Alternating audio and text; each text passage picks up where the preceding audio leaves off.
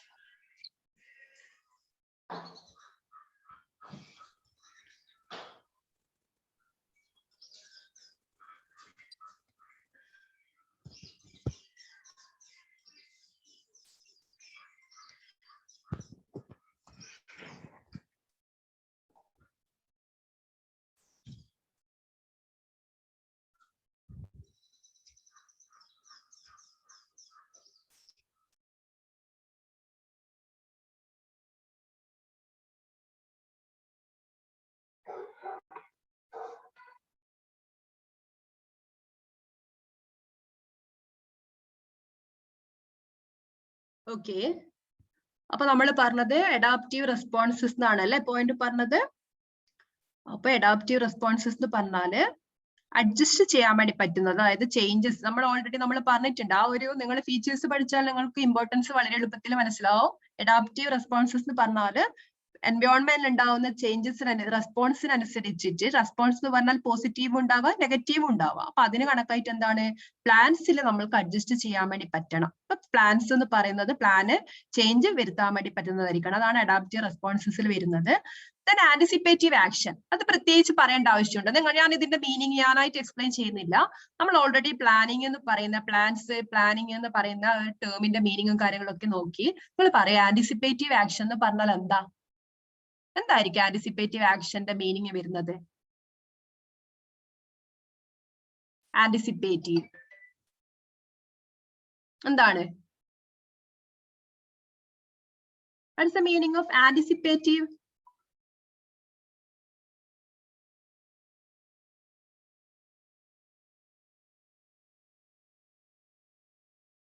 എന്താണ് anticipate ചെയ്യുന്നതാ? Yes, plan. The important function of plan, another important function is that is anticipative action. What do you mean by anticipative action?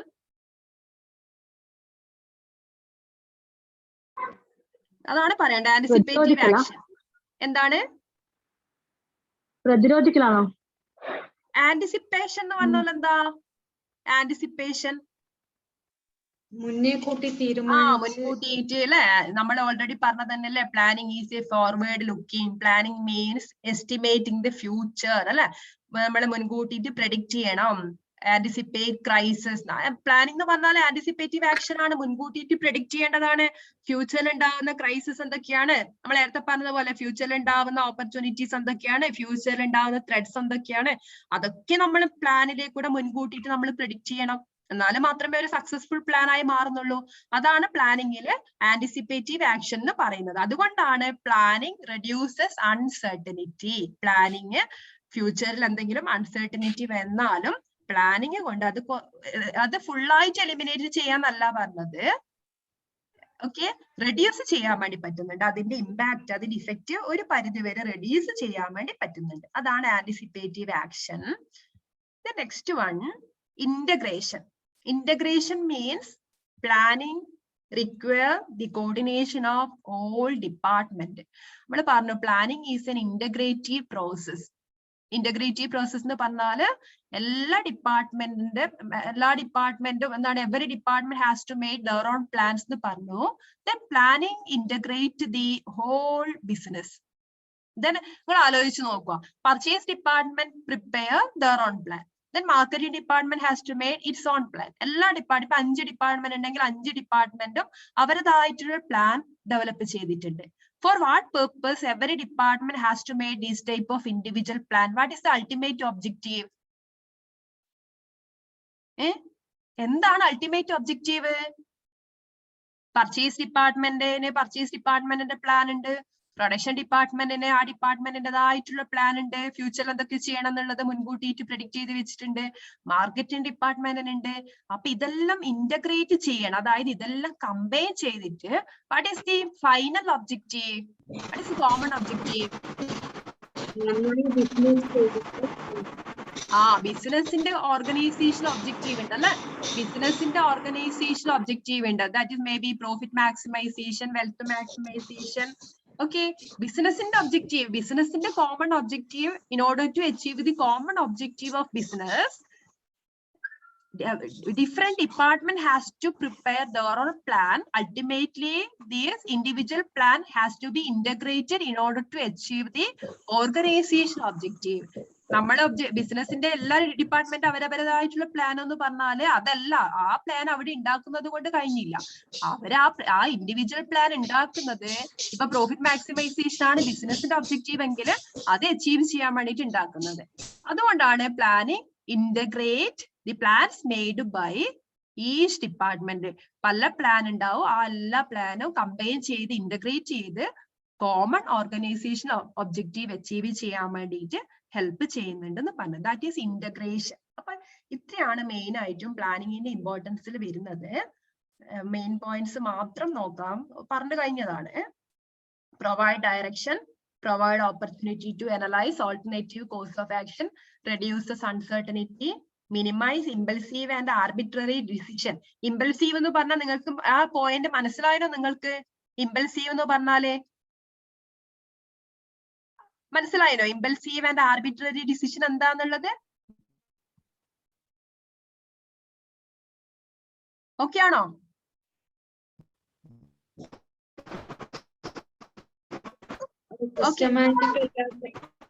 അതായത് ഒരു systematic method follow ചെയ്യുന്നുണ്ട്. പിന്നെ എന്താ പറയാ, ഒരു ഇത് നമ്മൾ minimise impulsive and arbitrary decision reduce ചെയ്യുന്നുണ്ട്. അതായത് നമ്മളെ എന്താ പറയാ, ഒരു സിസ്റ്റമാറ്റിക് ഒന്നും അല്ലാതെ വെറുതെ ഒരു ഡിസിഷൻ എടുക്കുന്ന, അതാണ് ഇമ്പൾസീവ് ആൻഡ് ആർബിട്രറി ഡിസിഷൻ എന്ന് പറഞ്ഞാൽ. തോന്നുന്നത് പോലെ ഡിസിഷൻ എടുക്കുക, നമ്മള് ഭാഗ്യപരീക്ഷണം എന്നൊക്കെ പറയാം, അത് കുറക്കുന്നുണ്ട്. അതാണ് ഉദ്ദേശിക്കുന്നത്. അതായത് നമ്മൾക്കൊരു പ്ലാൻ ഉണ്ട്, അപ്പൊ നമ്മൾ ഭാഗ്യപരീക്ഷണം നടത്തേണ്ട ആവശ്യമില്ല, നമ്മൾക്കൊരു സിസ്റ്റമാറ്റിക് മെത്തേഡ് ഫോളോ ചെയ്യാനുണ്ട്. അപ്പൊ അതാണ് ഉദ്ദേശിക്കുന്നത്. കിങ് പിൻ ഫംഗ്ഷൻ എന്ന് പറഞ്ഞാൽ സെൻട്രൽ ഫംഗ്ഷൻ ആണ്, മോസ്റ്റ് ഇമ്പോർട്ടന്റ് ഫംഗ്ഷൻ ആണ് planning. Resource allocation, resource use, efficiency, adaptive responses, anticipative action, integration, ഇതൊക്കെയാണ് നമ്മുടെ ഇമ്പോർട്ടൻസ് ഓഫ് പ്ലാനിങ്ങിൽ വരുന്നത്. ഓക്കെ അല്ലേ ഇത്രയും കാര്യങ്ങള്?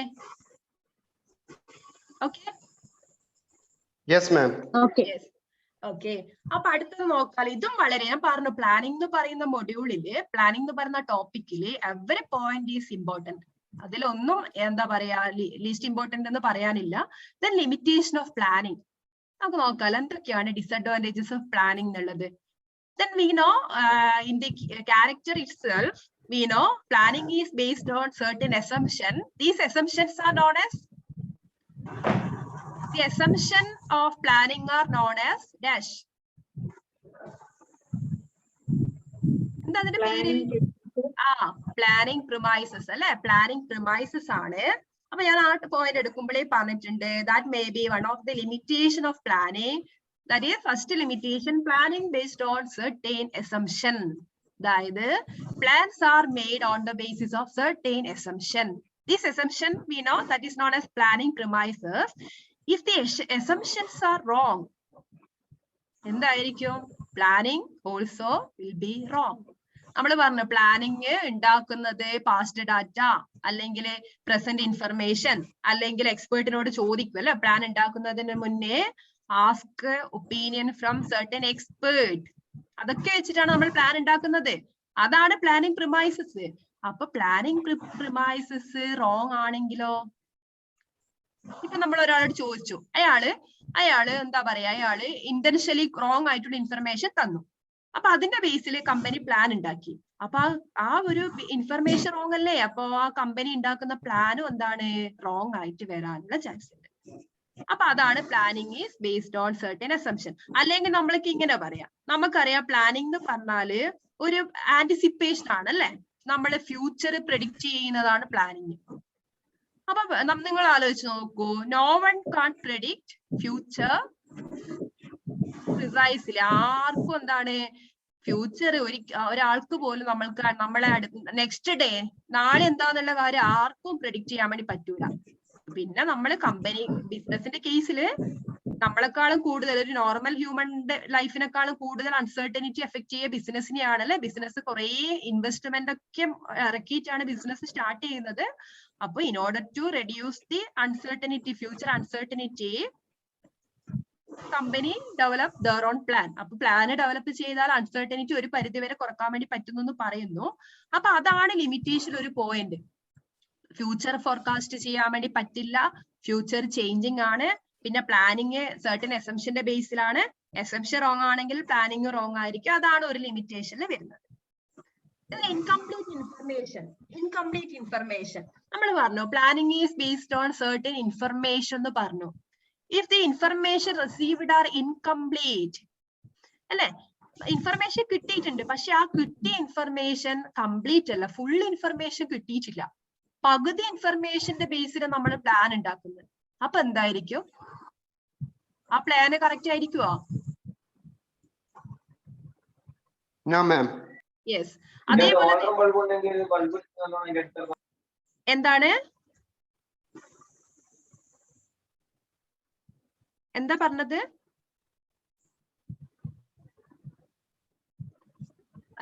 ഓക്കെ. അപ്പൊ ഇൻകംപ്ലീറ്റ് ഇൻഫർമേഷൻ പറഞ്ഞു.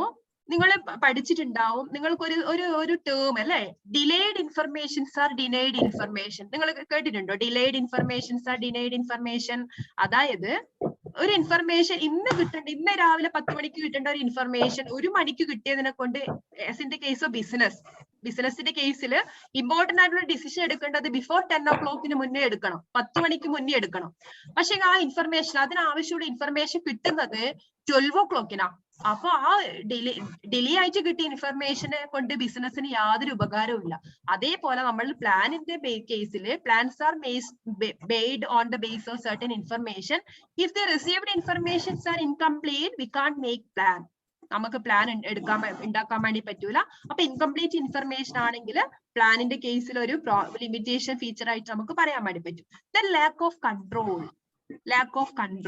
നിങ്ങൾ ആലോചിച്ച് നോക്കുക, പ്ലാനിങ് സക്സസ്ഫുൾ ആകണമെങ്കിൽ there must be effective control also. നിങ്ങൾ ആലോചിച്ച് നോക്കൂ, പ്ലാൻ എല്ലാം ഉണ്ടാക്കിയിട്ടുണ്ട്, അപ്പൊ ആ പ്ലാൻ അതേപോലെ ഫോളോ ചെയ്യുന്നുണ്ടോ എന്നുള്ളത് നമ്മൾ ചെക്ക് ചെയ്യണം. അപ്പൊ കൺട്രോളിങ് ഇല്ലെങ്കിൽ നമ്മൾക്ക് പ്ലാനിങ് കൊണ്ട് എന്താ പറയാ, അതൊരു പ്ലാനിങ് ഉണ്ടാക്കിയത് കൊണ്ട് എന്താ പറയാ, ഒരു പോസിറ്റീവ് ആയിട്ടുള്ള കാര്യം ഉണ്ടാവില്ല. കൺട്രോൾ ഇല്ലെങ്കിൽ, ലാക്ക് ഓഫ് കൺട്രോൾ വരുന്നുണ്ട്. Then difficult to change changing environment. നമ്മൾ പറഞ്ഞു പ്ലാനിങ്ങിന്റെ ഫീച്ചർ നമ്മൾ പറഞ്ഞിട്ടുണ്ട്. പ്ലാനിങ് ഈസ് ഡൈനാമിക് പ്രോസസ് അല്ലെ, ഫ്ലെക്സിബിൾ എന്നൊക്കെ പറഞ്ഞിട്ടുണ്ട്. അത് നമ്മൾ തിയറി പഠിക്കുന്നുണ്ടെങ്കിലും നിങ്ങൾ ആലോചിച്ച് നോക്കുമോ, ഒരു കമ്പനി, ഒരു കോർപ്പറേറ്റ്, അതായത് ഒരു എന്താ പറയാ, ഒരു ലാർജ് സ്കെയിൽ ഓർഗനൈസേഷൻ ഒരു പ്ലാൻ ഉണ്ടാക്കി, അടുത്ത വർഷം ചെയ്യേണ്ട കാര്യങ്ങളെ പറ്റി ഒരു പ്ലാൻ ഉണ്ടാക്കിയിട്ടുണ്ട്. പെട്ടെന്ന് ബിസിനസ്സിൽ ഒരു ചേഞ്ച് വന്നു, ഒരു എൻവയോൺമെന്റിൽ ഒരു ചേഞ്ച് വന്നു. അപ്പോ ആ ഒരു പ്ലാനിൽ മാറ്റം വരുത്താൻ പറ്റുമെന്ന് നമ്മൾ പറഞ്ഞെങ്കിലും it is difficult to make changes with the changing environment. ആരോ ഒരാൾ അൺമ്യൂട്ട് ചെയ്തിട്ടുണ്ടല്ലോ. Who is that?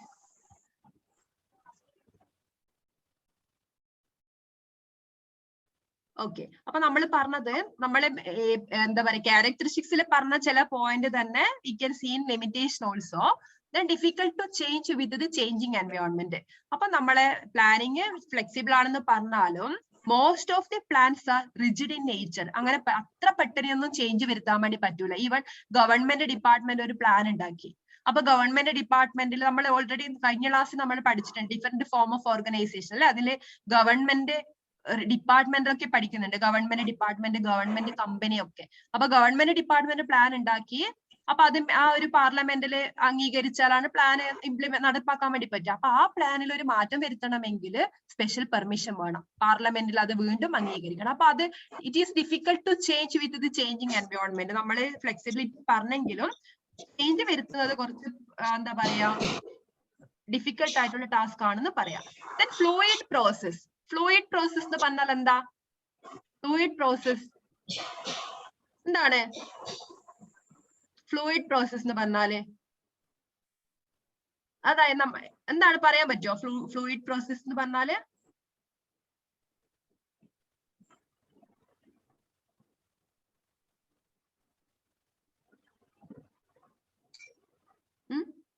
ശരിക്കും നമ്മള് ഫ്യൂച്ചറിനെ പറ്റിട്ടല്ലേ പ്ലാൻ ഉണ്ടാക്കുന്നത്, അല്ലെ?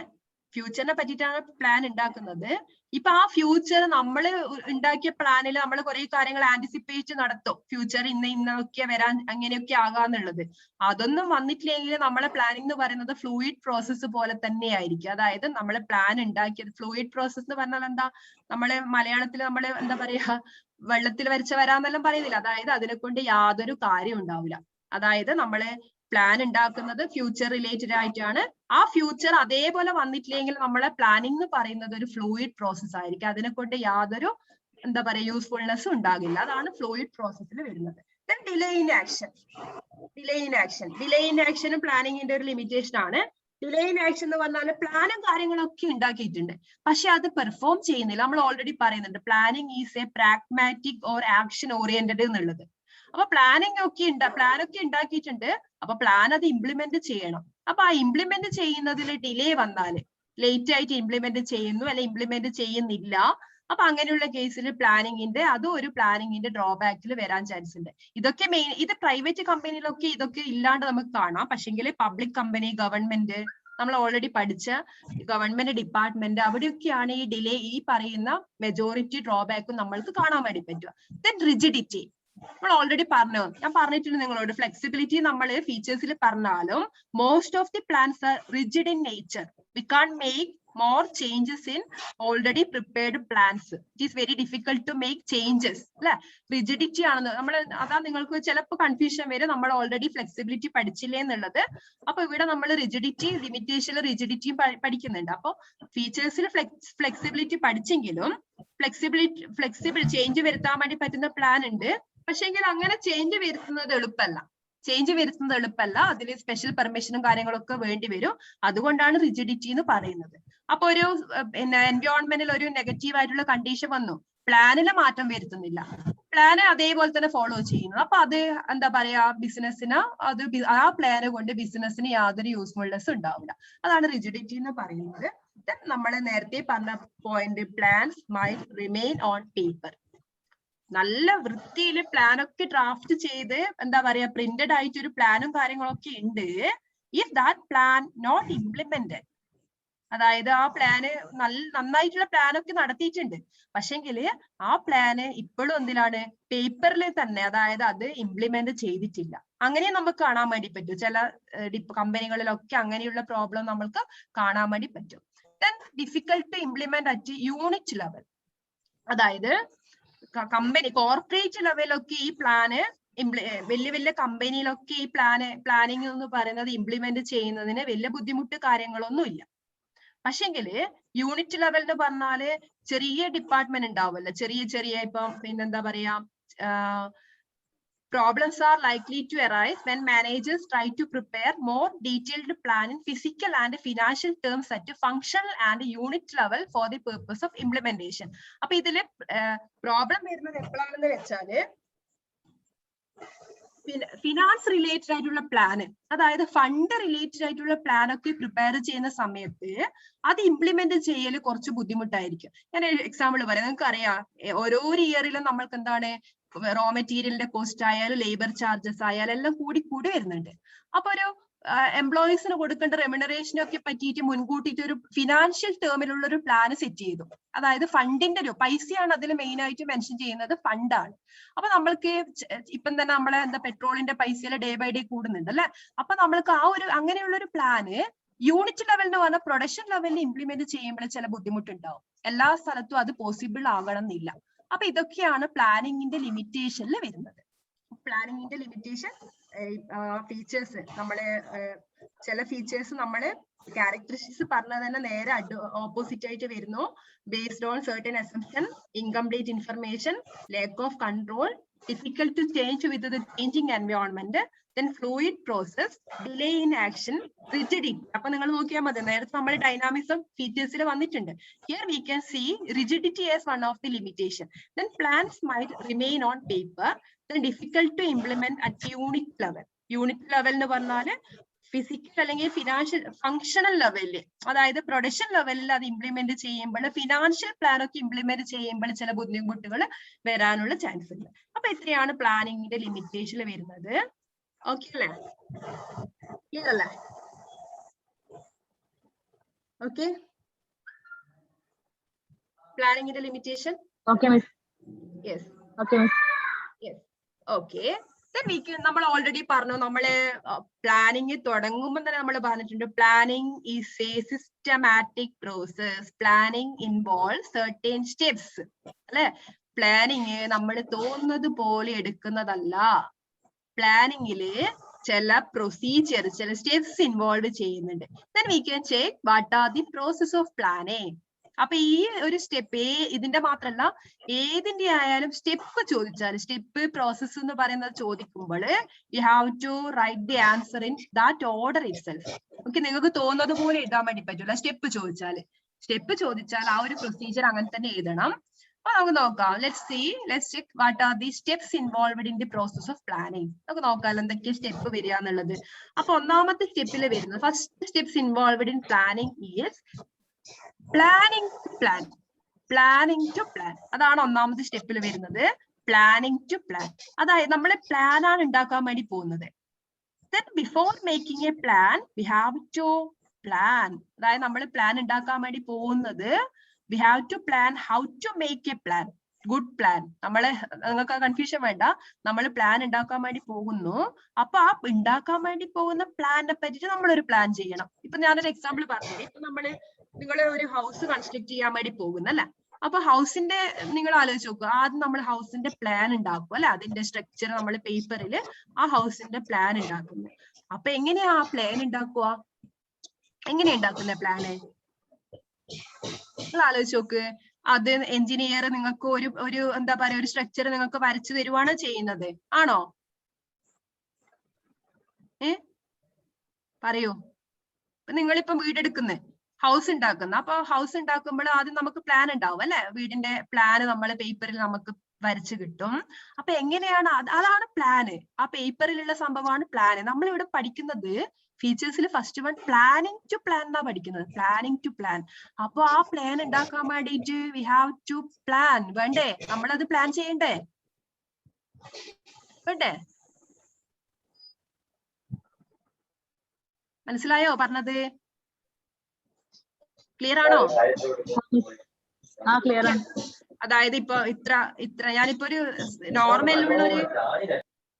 നോർമലുള്ള എക്സാമ്പിൾ ആയിട്ട് പറയുന്നേ ഉള്ളൂ. ഇപ്പൊ ഒരു വീട് എടുക്കുമ്പോൾ നമുക്ക് പ്ലാൻ ഉണ്ട്. ആദ്യം നമ്മൾ പ്ലാൻ വരക്കും അല്ലെ? അപ്പൊ പ്ലാൻ വരക്കുമ്പോൾ നമ്മൾ ആദ്യം പ്ലാൻ ചെയ്യണം, ആ വീട്ടില് ഇത്ര ബെഡ്റൂം, ലിവിംഗ് റൂം, അങ്ങനെ നമ്മളതായിട്ടുള്ള പ്ലാനിന്റെ ബേസിലാണ് പ്ലാൻ ഉണ്ടാക്കുന്നത്. അപ്പൊ പ്ലാനിങ്ങിലെ ഒന്നാമത്തെ സ്റ്റെപ്പിൽ വരുന്നത് പ്ലാനിങ് ടു പ്ലാൻ.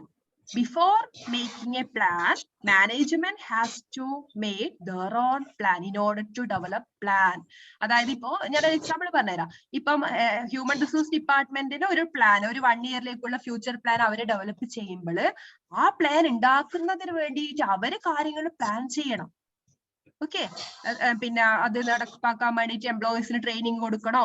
എംപ്ലോയീസിന് വേറെ എന്തെങ്കിലും, പിന്നെ പ്രൊഡക്ഷൻ ഡിപ്പാർട്ട്മെന്റിൽ ഒരു പ്ലാൻ ആണ്, ഈ വർഷം ഇത്ര നമ്പർ കൂട്ടണം എന്നുള്ളത്, ഔട്ട്പുട്ട് ഇത്രയായിട്ട് കൂട്ടണം എന്നുള്ളത് അവർ ഈ വർഷത്തെ പ്ലാനാ.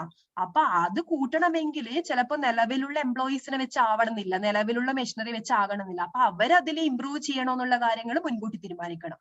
അപ്പൊ അതാണ് ഫസ്റ്റ് സ്റ്റെപ്പിൽ വരുന്നത്, പ്ലാനിങ് ടു പ്ലാൻ. ഓക്കെ, സാധാരണ ഈ ഒരു ഫംഗ്ഷൻ സാധാരണ വരുന്നത് ന്യൂ ഓർഗനൈസേഷൻ ആണ് വരുന്നത്. എക്സ്പീരിയൻസ്ഡ് ആയിട്ടുള്ള ഓർഗനൈസേഷൻ അവരത് യൂഷ്വൽ ആയി, അവരതുമായിട്ട് ഫോളോ അപ്പ് ആയി അല്ലെ? പ്ലാൻ ചെയ്യേണ്ടത് അവർക്ക് അറിയാം. ഒരു 25 കൊല്ലത്തെ എക്സ്പീരിയൻസ് ഒക്കെ ഉള്ള കമ്പനിക്ക് പ്ലാനിങ് ടു പ്ലാൻ വേണമെന്നില്ല. പക്ഷെങ്കിൽ if the organisation is A newly started one, there must be, before making a plan, there must be correct planning. അപ്പൊ അത് മെയിൻ ആയിട്ട് ഒരു ന്യൂലി സ്റ്റാർട്ടപ്പ് ഓർഗനൈസേഷനെ സംബന്ധിച്ച് വരുന്ന ഒരു പ്രൊസീജിയർ ആണ് planning to plan. Okay, first point clear അല്ലേ? ഇത് നിങ്ങൾ ആ ഓർഡറിൽ തന്നെ എഴുതണേ. ഓക്കെ അല്ലേ? Yes, ma'am. യെസ്. ദെൻ ഇവിടെയാണ് ഞാൻ നേരത്തെ നിങ്ങളോട് പറഞ്ഞു, നമ്മൾ നേരത്തെ SWOT അനാലിസിസ് പഠിച്ചിട്ടുണ്ട്. You just check what is the second step, that is appraisal of internal situation. Appraisal of internal situation. അപ്പൊ ഇവിടെ നിങ്ങൾക്ക് ഞാൻ നേരത്തെ പറഞ്ഞ പോയിന്റ് നിങ്ങൾക്ക് ഇവിടെ കാണാൻ വേണ്ടി പറ്റും. Internal situation means these are the internal environment. these are the internal factors which create opportunities or threats. Okay, ബിസിനസിന് ഉള്ളിലുള്ള കാര്യങ്ങളാണ് which create plus or minus, ബിസിനസിന് സക്സസും ബിസിനസിന് നെഗറ്റിവിറ്റി ഒക്കെ ക്രിയേറ്റ് ചെയ്യുന്ന കാര്യങ്ങൾ. അപ്പൊ അതിൽ മെയിൻ ആയിട്ട് വരുന്നത് study the strength and weakness of the organization before making plan. The management, top management or other team levels has to consider the strength and weakness of the organization. നമ്മൾ already പറഞ്ഞു strength എന്താണ്, weakness എന്തൊക്കെയാണെന്നുള്ളത് study ചെയ്യണം. അതാണ് appraisal of internal situation. Okay, ബിസിനസിന്റെ internal situations study ചെയ്യണം. Okay അല്ലേ? അതിന് വീണ്ടും പറയേണ്ട ആവശ്യമില്ലല്ലോ, നേരത്തെ നമ്മൾ പറഞ്ഞത് തന്നെയല്ലേ. ബിസിനസ്സിലുള്ള എംപ്ലോയീസിന്റെ പെർഫോമൻസ് ലെവലും ബിസിനസ്സിനുള്ളിലുള്ള പ്രോബ്ലംസും ബിസിനസ്സിന് എക്സിസ്റ്റിംഗ് പ്ലാൻ, നിലവിലുള്ള പ്ലാൻ എന്താണ്, പ്രോസസ് എന്താണ്, അങ്ങനെയുള്ള കാര്യങ്ങൾ സ്റ്റഡി ചെയ്യണം. Appraisal of internal situation. അപ്പൊ അടുത്ത സ്റ്റെപ്പ്, തേർഡ് സ്റ്റെപ്പിലേക്ക് നമ്മൾ ഓൾറെഡി പറഞ്ഞതാണ് appraisal of external environment. Internal environment മാത്രം നോക്കിയാൽ പോരാ, we have to study or we have to analyze the external environment also. വെറുതെ ഒരു കമ്പനി പ്ലാൻ ഉണ്ടാക്കുകയല്ല ചെയ്യുക, ഒന്നും പഠിക്കാതെ അല്ല പ്ലാൻ ഉണ്ടാക്കുക. ആദ്യം കമ്പനി എന്ത് ചെയ്യണം, പ്ലാൻ ഉണ്ടാക്കാൻ വേണ്ടിട്ട് ഒരു പ്ലാൻ തന്നെ, പ്ലാനിങ് ടു പ്ലാൻ. ആദ്യം നമ്മൾ പ്ലാൻ ഉണ്ടാക്കുന്നതിന് മുന്നേ in order to prepare a plan, company has to make certain planning. That is first step. Then appraisal of internal environment. ബിസിനസിന് ഉള്ളിലുള്ള സ്ട്രെങ്ത്തും വീക്ക്നെസ്സും എല്ലാം സ്റ്റഡി ചെയ്തു. That is appraisal of internal environment.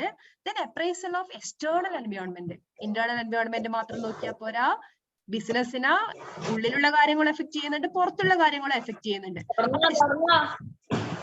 അപ്പൊ external environment എന്ന് പറഞ്ഞാല്, external environment നമ്മൾ already പറഞ്ഞു. ആരോ ഒരാൾ അൺമ്യൂട്ട് ചെയ്തിട്ടുണ്ട്, പ്ലീസ് മ്യൂട്ട് ചെയ്യൂ. Anupa.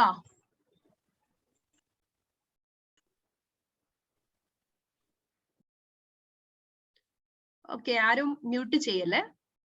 Okay, then appraisal of the external environment. External environment നമ്മൾ already പറഞ്ഞു. These are the external factors. External factors എന്ന് പറഞ്ഞാല് factors outside the organization which may create opportunities and threats. Opportunities means ബിസിനസിന് എന്താ പറയാ progress create ചെയ്യുന്നത്. Threads എന്ന് പറഞ്ഞാല് പേര് തന്നെ, ത്രെഡ്സ് ഭീഷണി എന്നാണ്, ബിസിനസിന് നെഗറ്റിവിറ്റി ക്രിയേറ്റ് ചെയ്യുന്നത്.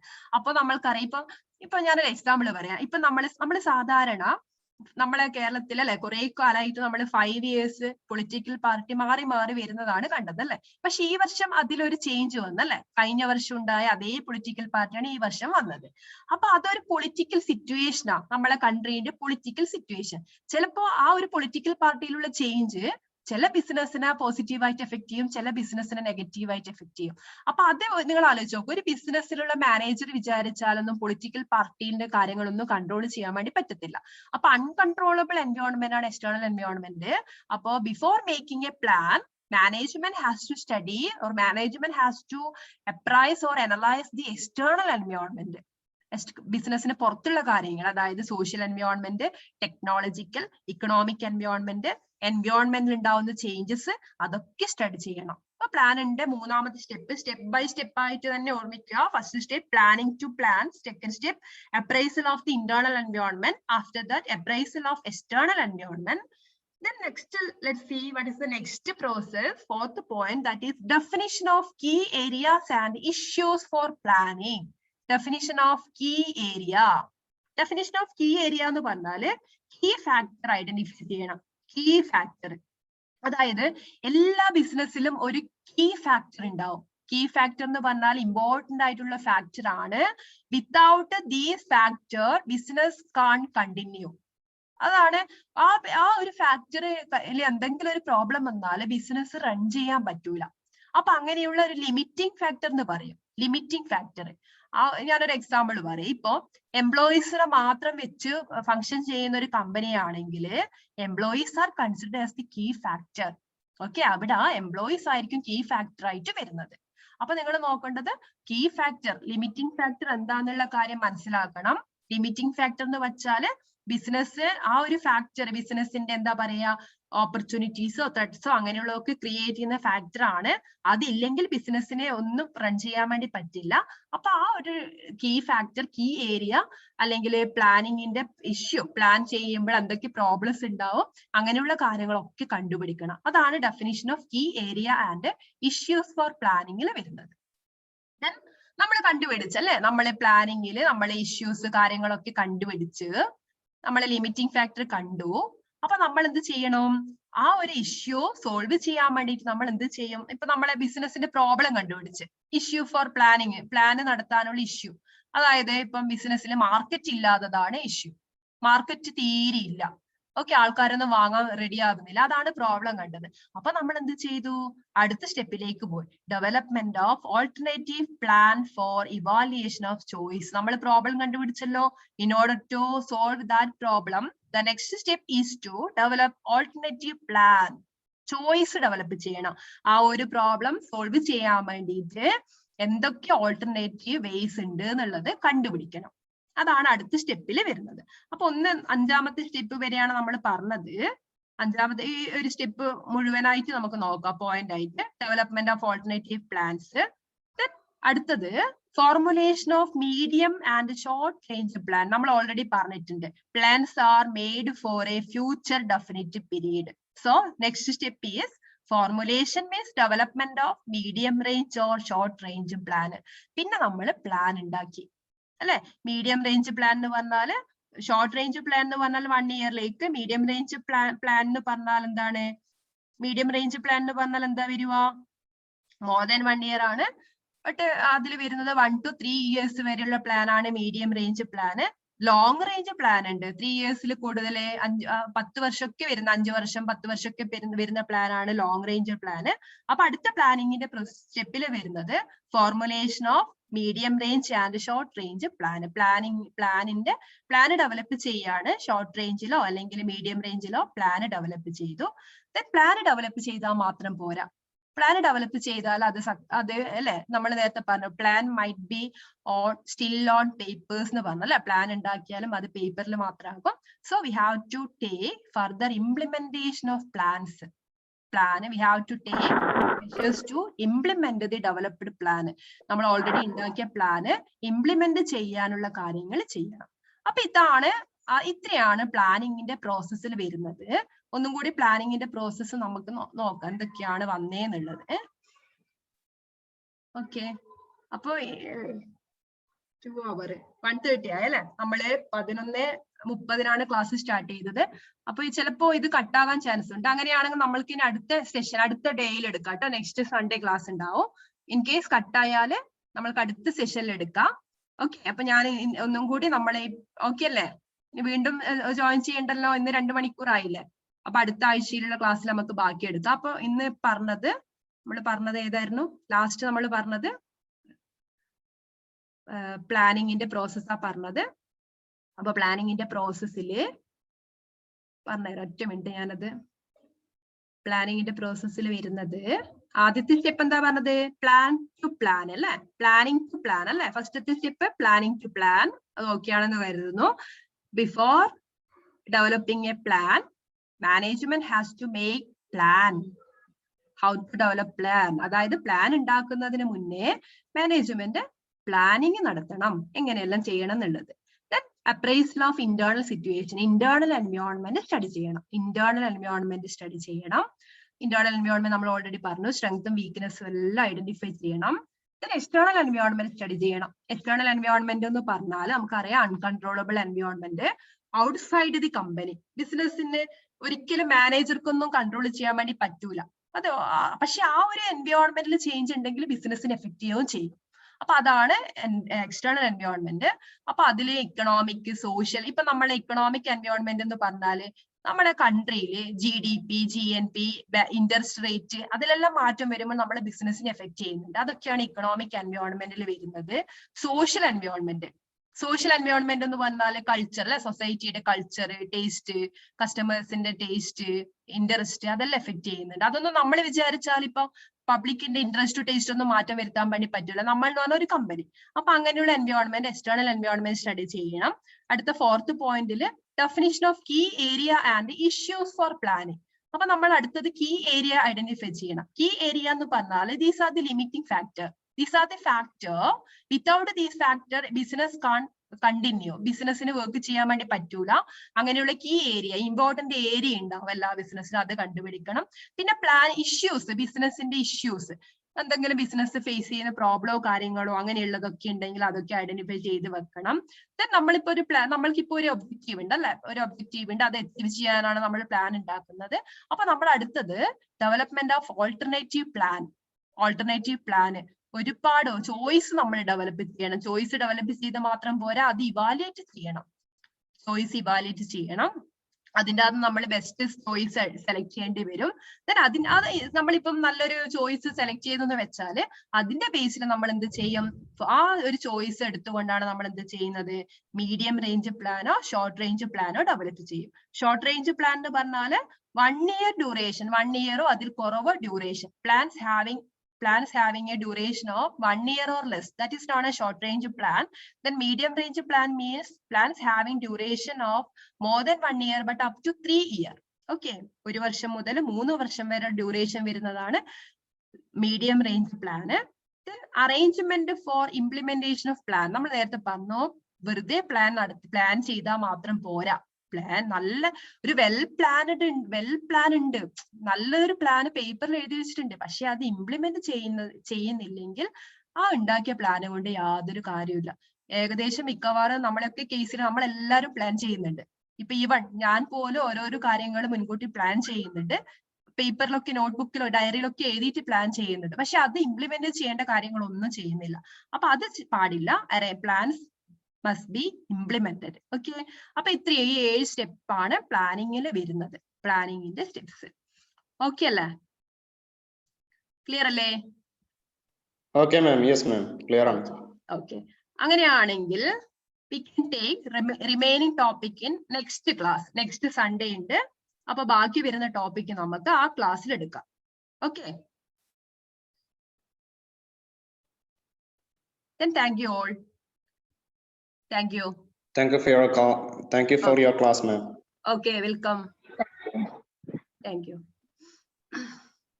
അപ്പൊ നമുക്ക് ഇന്നത്തെ ക്ലാസ് ഇവിടെ സ്റ്റോപ്പ് ചെയ്യാം കേട്ടോ. നമുക്ക് അടുത്ത ആഴ്ച കാണാം. ഇൻ കേസ് എന്തെങ്കിലും നെറ്റ് ഇഷ്യൂ ഇന്നത്തെ പോലെ, ഞാൻ 11 o'clock മുന്നേ ജോയിൻ ചെയ്യാൻ ട്രൈ ചെയ്തു, പക്ഷെ 11:30 വരെ ജോയിൻ ചെയ്യാൻ പറ്റിയിട്ടില്ല. അങ്ങനെയാണെങ്കിൽ നിങ്ങൾ ഇന്നത്തെ പോലെ വെയിറ്റ് ചെയ്യുക. എങ്ങനെയായാലും ക്ലാസ്, വേറെ ഇഷ്യൂ ഒന്നും ഇല്ലെങ്കിൽ ക്ലാസ് എന്തായാലും ഉണ്ടാവും കേട്ടോ.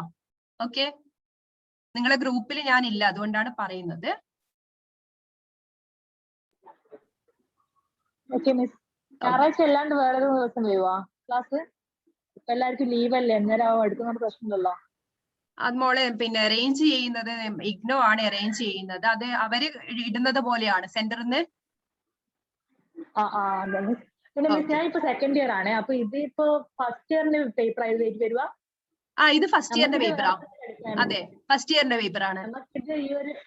ഞാനിപ്പോ സെക്കൻഡ് ഇയറിലാണ്. എനിക്കിപ്പോ എക്കോ 3 ഒരു വേറെ വിഷയം കൊണ്ട് പഠിക്കേ. ഓ അതെയോ, ഫസ്റ്റ് ഇയറിന്റെ പേപ്പറിൽ എഴുതിയെടുത്തതാ? ഫസ്റ്റ് ഇയറിൽ കിട്ടീന്, എക്കോ 1 കിട്ടീന്. അപ്പൊ ഇപ്പൊ ഞാൻ ഇനിയിപ്പോ എത്ര ടെക്സ്റ്റ് ഉള്ളത് ഇനി ബാക്കി എടുക്കേ? ഇനി 2 ടെസ്റ്റ്. അതിലേതല്ലേ വരുന്നത്? അതിൽ വരുന്നത് ഇതിന്റെ ഈ പറയുന്ന നമ്മളിപ്പോ എടുക്കുന്നത് പ്ലാനിങ് ഓർഗനൈസിങ് ഇപ്പുള്ളി ബ്ലോക്കിൽ വരും. പ്ലാനിങ് ഓർഗനൈസ് കഴിഞ്ഞാൽ പിന്നെ കോർഡിനേഷൻ കമ്മ്യൂണിക്കേഷൻ ഉണ്ടല്ലോ, അത് അടുത്ത ബ്ലോക്കില് 4th കോർഡിനേഷൻ കമ്മ്യൂണിക്കേഷൻ വരുന്നുണ്ട്. പിന്നെ ലാസ്റ്റ് ബ്ലോക്കിൽ വരുന്നത് പിന്നെ ഫങ്ഷണൽ ഏരിയാസ് ആണ് വരുന്നത്. Human resource management, marketing management, അങ്ങനെയുള്ള ഫങ്ഷണൽ ഏരിയാസ് ഓഫ് മാനേജ്മെന്റ് വരുന്നു ലാസ്റ്റില്. അതിൽ വളരെ എളുപ്പമാണ്. ക്ലാസ് കിട്ടൂലല്ലോ. ഏതാണ്? സെക്കൻഡ് ഇയർ ക്ലാസ് കിട്ടുമോ ഇനി പ്രത്യേകമായിട്ട്? അത് അറിയില്ല. സെക്കൻഡ് ഇയറിന്റെ കാര്യം എനിക്ക് അറിയില്ല. എനിക്കിപ്പോ ഈ ഒരു ടോപ്പിക്കാണ് അസൈൻ ചെയ്തിട്ടുള്ളത്. അതെ, ഇപ്പൊ ഈ കഴിഞ്ഞ ഇയർ മുതൽ ഫസ്റ്റ് ഇയർ സെക്കൻഡ് ഇയറും കൂടി ജോയിൻ ചെയ്തിട്ടുള്ളത്. ഓ അതെയോ, അങ്ങനെയാണ് പറഞ്ഞായിരുന്നു കോളേജിൽ നിന്ന്. ഈ ഫസ്റ്റ് ഇയറിന്റെ ഒരു പേപ്പറും സെക്കൻഡ് ഇയറിന്റെ ഒരു പേപ്പറും കൂടി ഒന്നാക്കിട്ട് ഇപ്പൊ ഫസ്റ്റ് ഇയർ ഉള്ളത്. ഓ അതെ, ശരി. അതൊന്നും അങ്ങനെയാണുള്ളത്. ഓക്കെ. എന്തെങ്കിലും ഫർദർ